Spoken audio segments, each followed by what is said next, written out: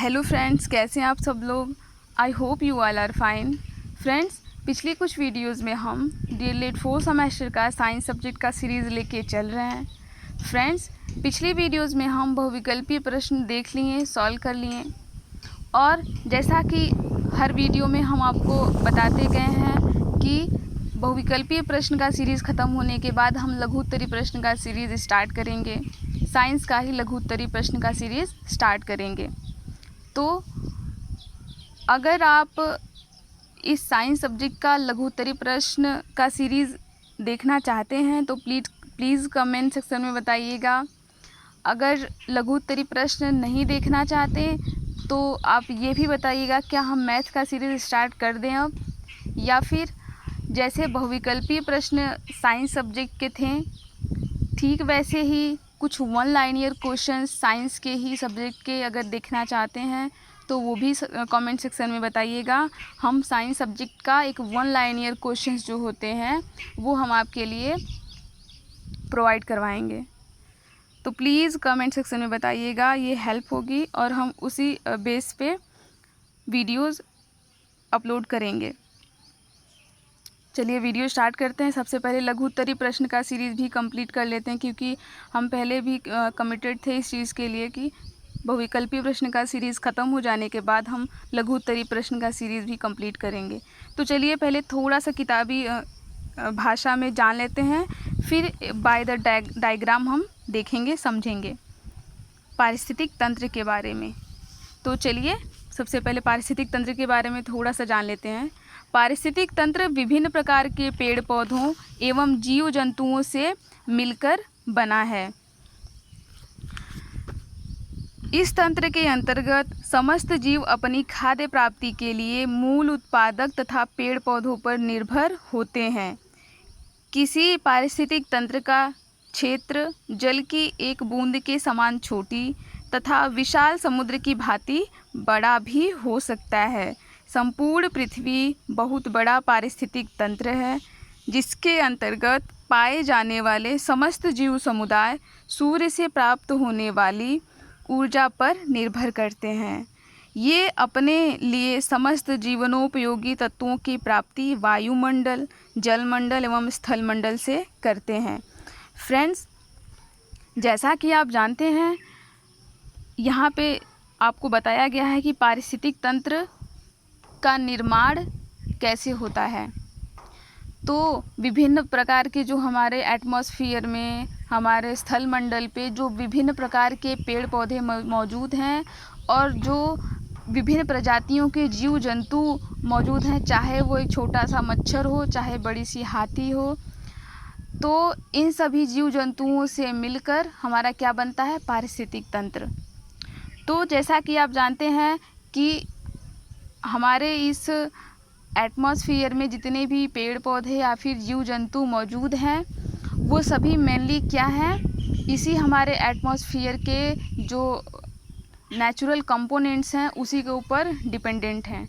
जैसे कि आप जानते हैं जो पेड़ पौधे हैं वो ये भी क्या है कि इसी एटमॉस्फेयर से अपने लिए सर्वाइव के लिए साधन इकट्ठा करता है। जैसे किसी पेड़ को हमने प्लांट किया, वो पेड़ मिट्टी से कुछ खनिज पदार्थों को ऑब्जर्व करेगा, फास्फोरस, नाइट्रोजन, ऑक्सीजन, ये सारी चीज़ें वो क्या करेगा, मिट्टी से सबसे पहले ऑब्जर्व करेगा, पानी ऑब्जर्व करेगा, फिर सूर्य के प्रकाश से वो हीट जो फोटोसिंथेसिस प्रकाश संश्लेषण क्रिया होती है, इसके अंतर्गत वो अपना खाना बनाता है और जीवित रहता है।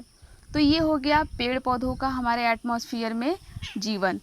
और दूसरी तरफ ये तो हो गई पेड़ पौधों की बातें, और दूसरी तरफ जीव जंतु भी हमारे इसी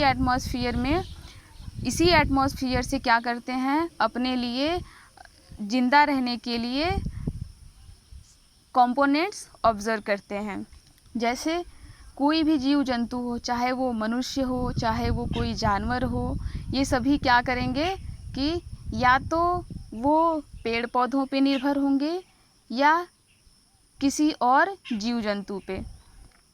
आप जानते हैं कि एक बकरी है, बकरी क्या करेगी, बकरी का जीवन कैसे चलता है या फिर बकरी कैसे सरवाइव करती है, तो वो पेड़ पौधों के पत्तियों को या फिर घास फूस खा के सरवाइव करती है।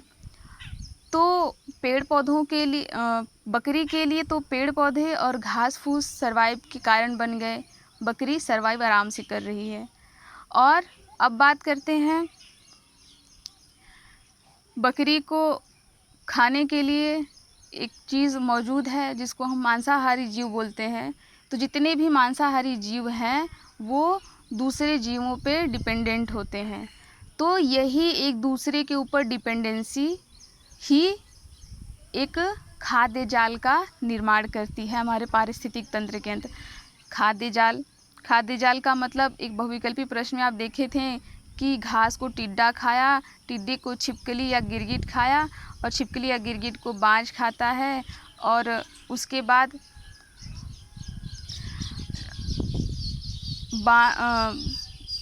छिपकली या गिरगिट को सांप खाया, सांप को बाज खाया। फिर उसके बाद आप देखेंगे कि ऐसे ही खाद्य जाल बनता चला गया। तो एक दूसरे के ऊपर डिपेंडेंसी ही खाद्य जाल का निर्माण करती, आप जानते हैं। तो ये पारिस्थितिक तंत्र के बारे में एक थोड़ा सा किताब से नॉलेज था। अब चलिए थोड़ा सा डायग्राम से भी समझ लेते हैं पारिस्थितिक तंत्र के बारे में। पारिस्थितिक तंत्र की संरचना के आधार पर घटकों का विभाजन। पारिस्थितिक तंत्र की संरचना किन दो कंपोनेंट्स की वजह से होती है? पारिस्थितिक तंत्र की संरचना कौन करता है? तो वो है अजैविक घटक और जैविक घटक। जैसे पारिस्थितिक तंत्र की संरचना में कौन कौन मेनली उसमें इन्वॉल्व था? तो पहला था पेड़ पौधे और दूसरा जीव जंतु। और ऐसे ही यहाँ पे पारिस्थितिक तंत्र की संरचना में विभाजन किया गया दो पार्ट में, अजैविक घटक और जैविक घटक।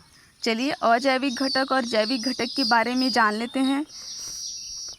चलिए देखिए, ये है अजैविक घटक और दूसरा हो गया जैविक घटक। अजैविक घटक के भी 3 कंपोनेंट्स हो गए। जैसे यहाँ पे पारिस्थितिक तंत्र के 2 कंपोनेंट हो गए, अजैविक घटक और जैविक घटक। तो अजैविक घटक के 3 कंपोनेंट्स हो गए। कौन कौन से? फर्स्ट अकार्बनिक पदार्थ। अकार्बनिक पदार्थ में कौन आएगा?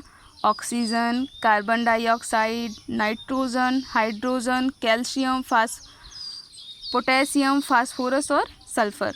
ये सभी क्या हैं? अकार्बनिक पदार्थ हैं।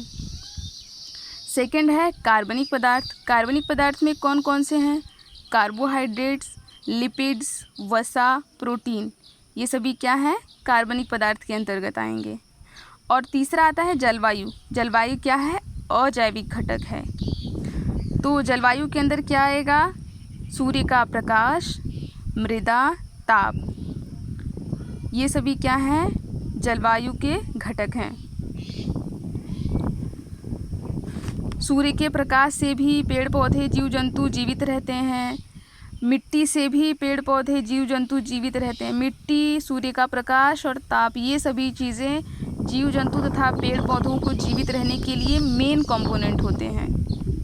इनके बिना सरवाइव करना बहुत ही मुश्किल हो जाएगा पेड़ पौधों और जीव जंतुओं को।